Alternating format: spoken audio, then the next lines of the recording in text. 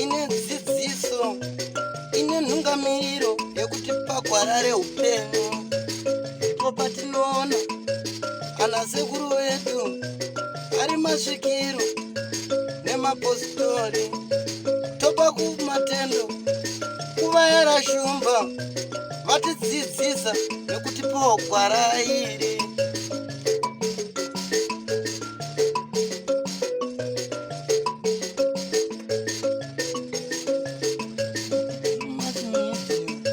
Ndiyo ine dzidziso, ndiyo inotipa isu gwara reupenyu. Ndipo patinowana vanasekuru nemapositori vachitipa gwara reupenyu, tokopawo matendo kuvayera shumba vakatidzidzisa nezambuko racho. Ndivo vakatipa vabatsiri ava, vatipa vabatsiri tigove nedzidziso. Mhoroi vadikanwi, mhoroi hama dzinodikanwa, kusangana zvakare kwatiri kuita sekuvimbisa kwatakaita mhuri yeZimbabwe kuti tichakuunzirai part 2 yekutemwa kwemiti pachimhanda apo parushinga kuKatoni nemaChina.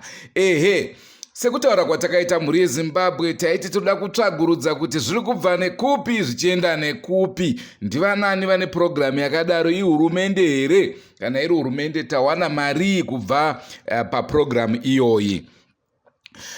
Naizvozvo mhuri yeZimbabwe zvatakakwanisa kuita ndezvekuti takabata vekanzuru yepachimhanda, CEO takaenda kuofisi kwavo, vakati kwete, inini handikwanise kutaura nevatori venhau, batai chairman. Ndo patakabata chairman, vakambotaura kuti vari kudhiraivha mota yavo vari kubva kuBulawayo. Tazovabata rimwe zuva zvikanzi huyai paJameson, tonanga paJameson hotel paya, kuvafonera vatotidzimira foni, kana kuzopa excuse yekuti zvazodai zvikadai kana bva vati zero, ndobva tatoona kuti havasi kuda kutaura nesu pamusoro penhau iyoyo. Naizvozvo takakwanisawo zvakare kubata MP wenzvimbo iyoyo, akatitaura kuti hongu anozviziva kuti kune miti iri kutemwa, and as far as he is concerned ari kufunga kuti zviri above board because vanhu vacho vanga vaine mapepa anovaratidza kuti hongu mvumo vanayo yekutema. Takachizobatawo zvakare veEMA vakati uko hakusiriko kwedu. Regai tikupei mutauriri weEMA achitaura. My name is Mrs. Amgela Sitange. I'm the Environmental Education and Publicity Manager with Environmental Management Agency. Basically, when we look at the issues of forest management, often the public tend not to really understand which of the two departments is really supposed to look at issues of forest management. I want the public to understand that EMA actually is there to promote the sustainable utilization of natural resources and protection of the environment, prevention of pollution and land degradation. And on that note, the agency actually works on the whole ecosystem landscape, meaning that it looks at the broader ecosystem, of which forestry issues they actually remain very key, or they form a larger proportion. So what the public needs to understand is that when EMA is actually probably dealing with issues to do with forestry, it's just part of ecosystem management, meaning that we are not the lead agency in forestry management. We'll be in support of the lead agency in forest management. For us, we'll just be doing that from the scope of protecting the whole ecosystem. So the public should always refer their queries to do with forest management to the relevant department, which is Forest Commission.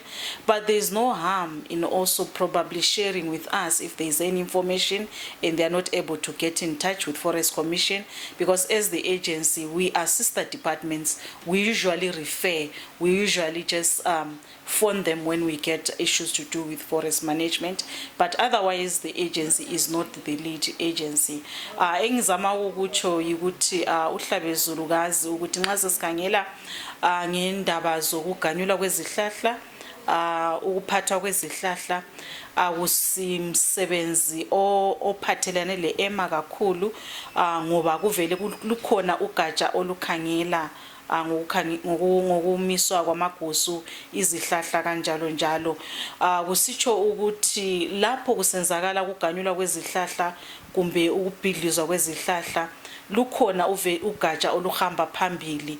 Thina njengogatsha lwezemvelo le-Environmental Management Agency siyalandela ngemuva, sisibapha isupport labo abayibo abakhangela ngezezihlahla. So abantu kabathi nxa bedinga mhlawumbe zincwadi, mhlawumbe sithi imvumo ngakho konke kuphathelane lezihlahla, abakuzuzi kithi abe-Environmental Management Agency, kodwa abakuzuza kugatsha oluphathelane lezihlahla olwe-Forest Commission. What I'm trying to say is that the public, when they want to hear more on forest management, issues of licensing, issues of movement of forest product, that is not really the purview of the Environmental Management Agency. We don't license forestry movement, we don't license forest utilization, but that is all done by our sister department, Forest Commission. We only offer or support technical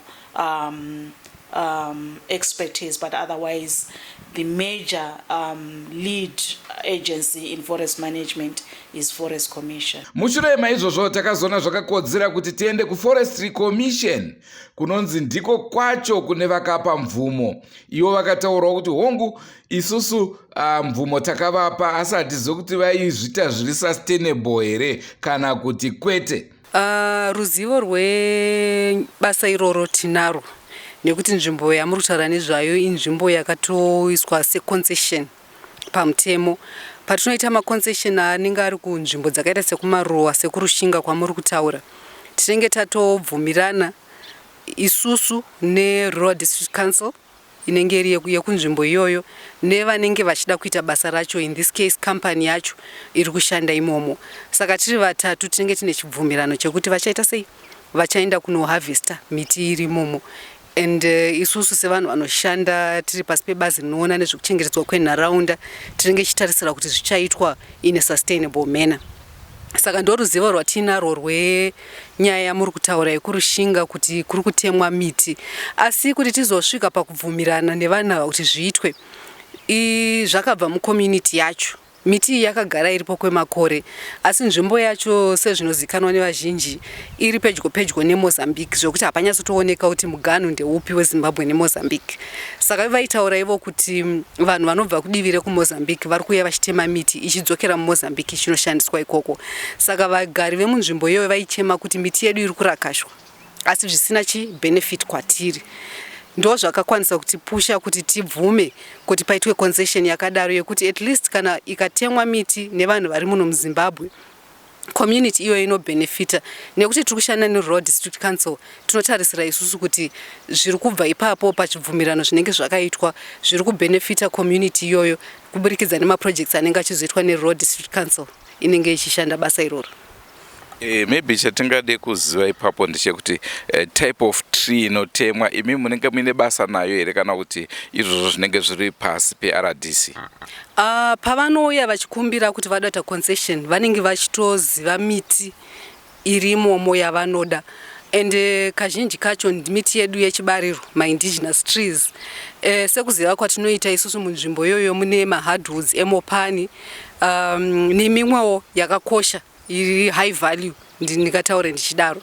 Saka ndiyo miti iri kutemwa kunyanya mopani ndo yavari kuhavhesta panguva inoi. Ndiyo nhau yatanga tinayo mhuri yeZimbabwe, asi chandoda kukuzivisai ndechekuti kunyange zvazvo vanhu vari nakurirana nyoka mhenyu, chokwadi chiripo ndechekuti miti yapera, masango apera, hurumende yakatarisa dai paonekwa zvekuita machaina munoona ka dzimwe nguva tinogona kuti hurumende ndo iri kuita uori, asi chimwe chandoda kukuzivisai, handisi kudhifenda hurumende, asi kuti chimwe chandoda kukuzivisai ndechekuti Neshamba akaenda kuChina kwake akawana madzisahwira akutoti huyai kwedu kwabikwa dopi rawakomana, otouya anoya ndiye akanenge akabereka machaina. Vanhu vakawanda vakubereka machaina zvokuti vanhu munemuzoti apo pane machaina, apo pane machaina, ari Neshamba hake afungawo zvakare kuita mari. Senguva dzese mhuri yeZimbabwe, don't forget to subscribe to Drumas Media,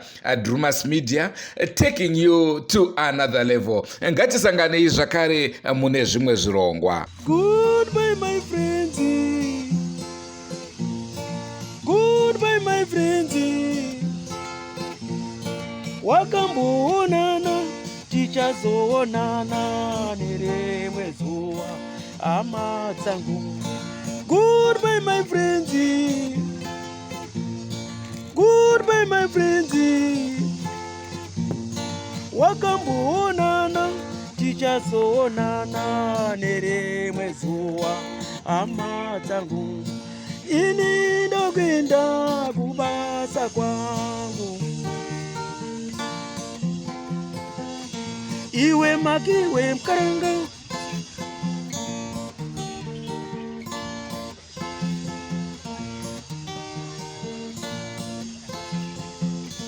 iwe makiwe mkaranga, iwe makiwe mkaranga.